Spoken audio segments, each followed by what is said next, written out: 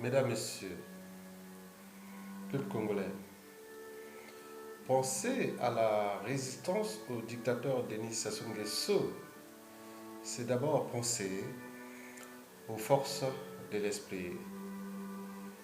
Mais c'est quoi l'esprit? Et quelles sont ses forces? Vous savez qu'on ne peut pas voir l'esprit, ni le photographier d'ailleurs. Chaque individu a en lui ses esprits. Alors, c'est quoi l'esprit?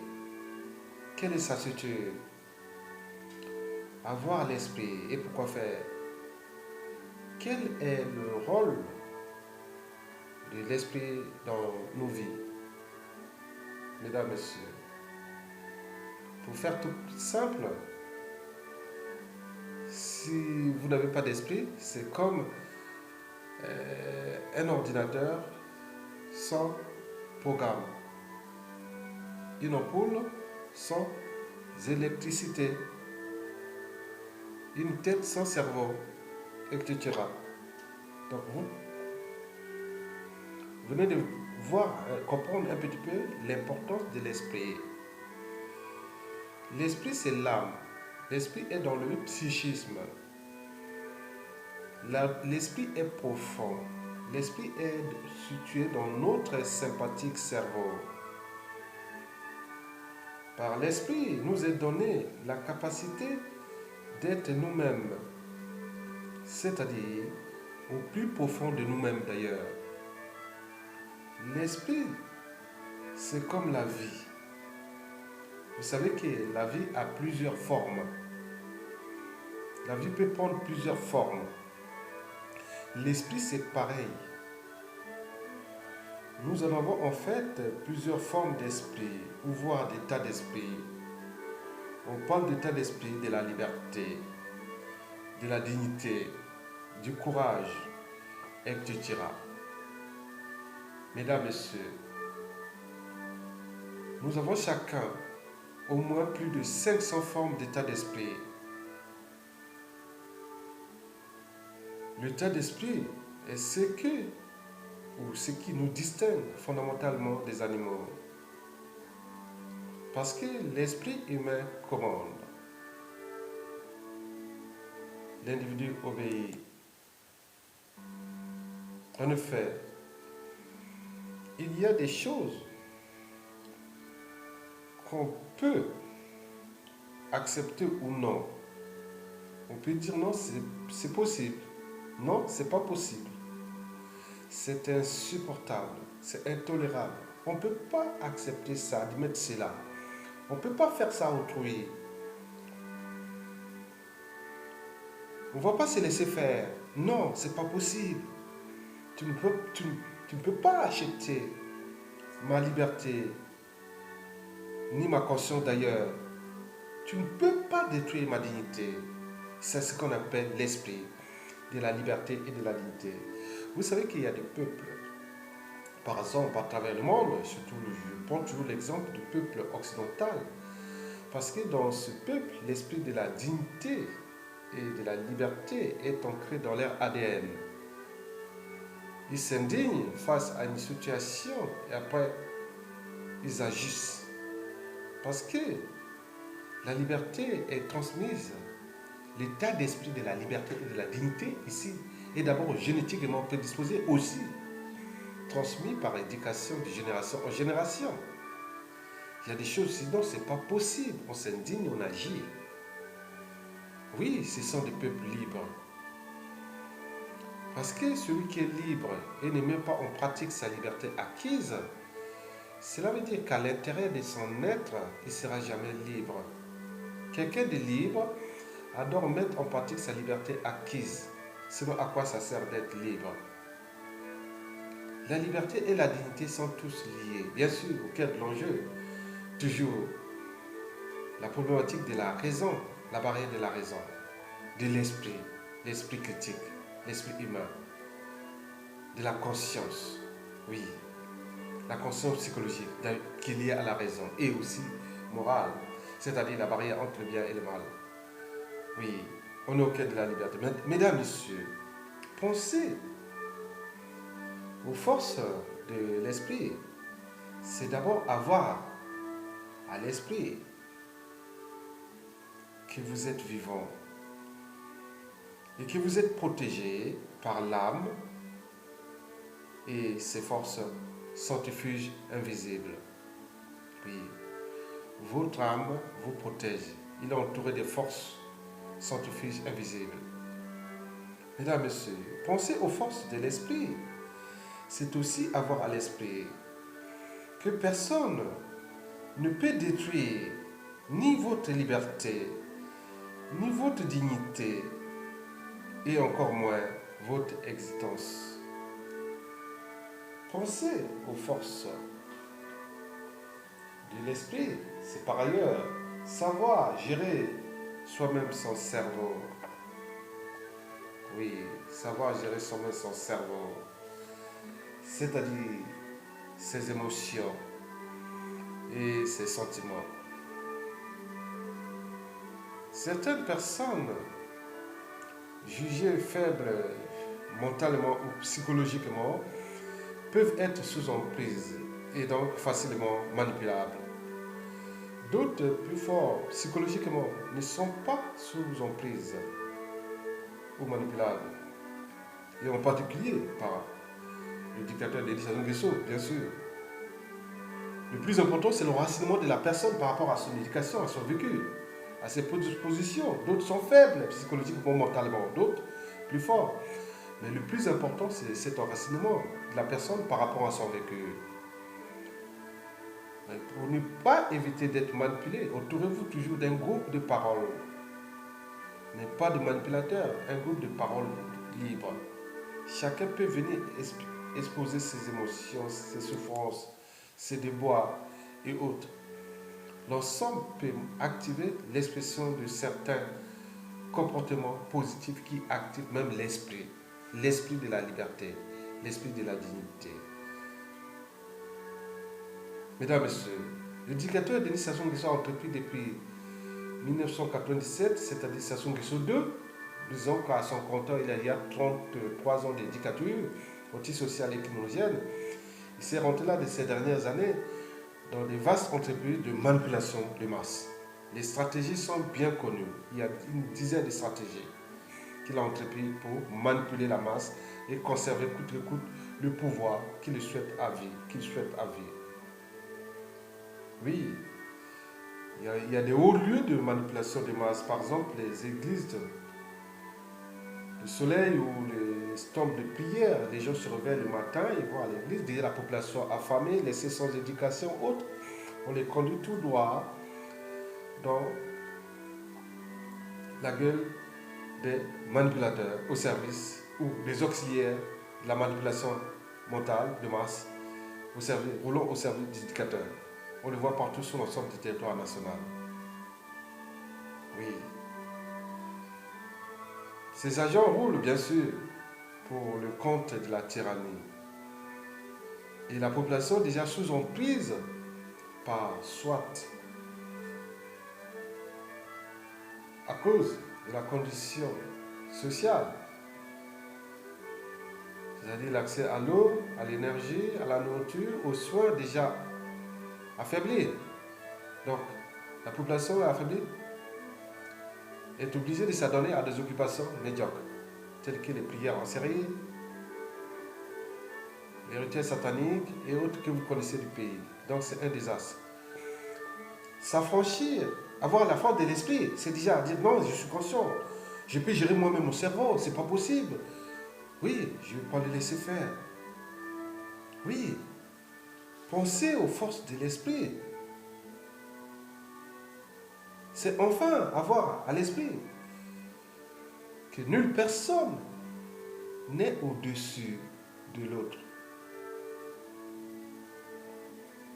Je vous informe que penser aux forces de l'esprit, c'est enfin avoir à l'esprit que nulle personne n'est au-dessus de l'autre. Nous sommes tous des humains, chacun avec son être, son espérance de vie, son destin, c'est-à-dire son cycle de vie, de la naissance à la vie et de la vie à la mort et la transformation de l'âme et puis ça recommence. Sur quel droit, sur quel pouvoir politique ou pouvoir divin un être mortel comme vous et nous peut détruire la vie des autres ou de l'autre? Sur quel droit un être mortel comme vous et nous a le pouvoir de détruire la liberté, la dignité d'un tiers? Non, c'est pas possible. C'est pas écrit. Nous ne sommes plus des animaux. Parce que l'animal, l'instinct commande. L'animal obéit. Nous sommes déjà affranchis de ces stades de la loi naturelle, c'est-à-dire du déterminé naturel. Nous avons des règles en société, nous avons une certaine dignité, une liberté, des choses de la vie, des règles de la vie, des droits des sociétés, de l'humanité. Et nous ne sommes plus au stade animal. Mais sur quel droit un individu peut s'accaparer d'un pouvoir quel qu'il soit et détruire la liberté, la dignité des uns et des autres? Par conséquent, vous ne pouvez plus laisser faire si vous êtes d'accord que nous sommes tous des êtres vivants, tous les êtres vivants sont mortels et donc comme l'humain est un être vivant, donc il est mortel et si je suis humain, Sassou Nguesso le directeur c'est un humain, donc il est mortel, il est comme nous, il respire comme nous, il remplit les mêmes fonctions physiologiques comme nous. Il a des sentiments, il a des émotions, il est comme nous, mais sur quel droit, par un pouvoir soi-disant politique ou de fait ou autoproclamé, peut-il avoir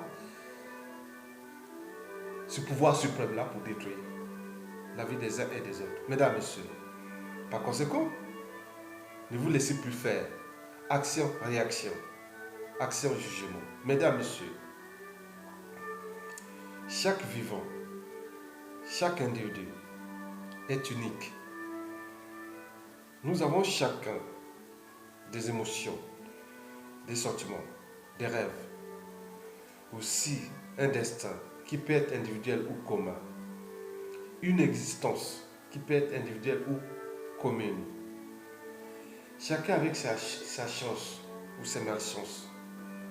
Mais tout le monde aspire toujours à la liberté, à la vie, à la dignité, d'être digne. Nous avons des droits et des devoirs envers les uns et les autres parce que nous sommes en société. Nous avons conçu des règles communes. On les a mis certains dans les institutions et donc dans les relations sociales, familiales, les codes civils, les codes pénals, autres. Nous sommes là parce que nous sommes humains, nous ne sommes plus animaux. Alors que nous-mêmes tous, nous aspirons à la bonne condition humaine ou sociale, l'accès à l'eau potable, à l'énergie, au cadre de vie, à l'éducation, aux soins, à la mobilité, aux rêves et tout ce que vous connaissez. Sur quel droit un individu peut-il tuer, assassiner, emprisonner et faire tout ce qu'il veut sans qu'un seul puisse dire non, mais à un moment donné, stop? Non. La force des esprits est là. Parce que vous êtes quelque part, vous avez des forces qui vous entourent, qui sont parmi vous. Ceux qui vous ont fait du mal, bien sûr, ils seront d'ici peu. Parce que toute chose a une fin. Ils seront d'ici peu responsabilisés, jugés. Oui. Oui. La responsabilité individuelle, la responsabilité pénale, elle est individuelle. Mesdames, Messieurs, le jugement viendra. Punir, punir, punir. Ces forces sont autour de vous. Ils vont punir tous ceux qui vous ont fait du mal. C'est ça qu'on appelle la force des esprits. Vous en avez, ils sont tous autour de vous. Ils agissent. Je vous dis que c'est des forces invisibles. C'est par l'esprit. Mais aussi, au dernier jugement, la justice viendra. Mais contre ceux qui resteront à l'intérieur du pays, parce que on ne peut pas détruire individuellement un être humain comme ça et aller se réfugier comme ça, comme si la société humaine était une société de la jungle. Non, nous ne plus autant de la jungle. D'ici peu, ceux qui ont commis des crimes, ont tué des gens, ont emprisonné des gens, ils seront si peu responsabilisés, punis. Parce qu'un État, un pays, un peuple qui ne punit pas ceux qui l'ont fait du mal, sera toujours dans la récurrence des mêmes erreurs. Nous allons punir, vous allez les punir, ils seront punis. Ils seront punis. Mais quant à ceux qui chercheront à fuir à l'extérieur, bien sûr qu'ils ont utilisé les moyens de l'État. La puissance d'un État, vous avez le pouvoir politique, c'est-à-dire le gouvernement, oui, le ministère des Affaires étrangères et tous les services associés seront là pour aller traquer là où se trouvent ceux qui vont fuir à l'étranger avec les pressions diplomatiques, économiques et autres. Oui, tel individu s'est réfugié en France. Le ministre des Affaires étrangères congolais viendra en France régulièrement chercher à expatrier ces gens qui soient franco-congolais ou autres, parce qu'ils ont exercé ce pouvoir-là. Ils ont détruit les villes là-bas au moment où ils étaient congolais. Ils étaient au nord du Congo aussi. Donc, contre ceux qui ne pourront pas, ils vont passer sous le mailles du filet. À ce moment-là, les services utiliseront les mêmes méthodes qu'utilisaient les sionistes, le Mossad, pour les neutraliser là où ils seront. Ce sera comme ça. Parce qu'un peuple qui ne punit pas ceux qui ont fait du mal sera devant les récurrents. On ne peut pas tuer les gens abusément là-bas et venir se réfugier ailleurs, tranquillement, comme un temps humain. Vous avez détruit l'humanité. Et vous venez vivre quelque part dans une autre humanité. Donc bien sûr, vous la jugez comme une seconde humanité. Non, c'est pas vrai. L'humanité est l'humanité. Vous avez détruit les vies. Donc vous n'allez pas réfugier là. Mesdames, Messieurs, la force des esprits, elle est là. Donc pensez à la résistance aux dictateurs Sassou Nguesso. Pensez aux forces des esprits ou de l'esprit. Ils sont parmi vous. Demain, ils pourront agir. Mais en attendant, gardez toujours en vous l'état d'esprit de la dignité, de la liberté. Personne ne pourra acheter votre liberté,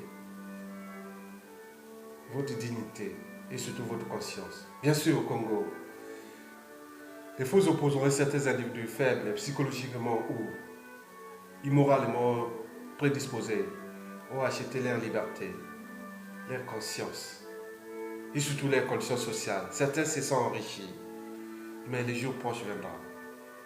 Tout sera restitué ou même humilié devant le peuple. Parce que quand on est un homme politique, on est là pour le destin commun. Sinon, à quoi ça sert d'être homme politique? Revenez dans la vie civile et restez comme tout citoyen ordinaire. Mais quand vous êtes dans la charge d'un destin commun, savoir anticiper, savoir gérer le destin commun avec le sens de l'intérêt général. Parce que vous gérez des humains, vos semblables, des êtres humains. Vous n'allez pas les détruire comme ça. Donc il y a un problème. Mesdames, Messieurs, pensez aux forces de l'esprit. Pensez que vous êtes vous-même. Vous êtes unique. Vous êtes entouré individuellement par des forces qui font de vous un être humain.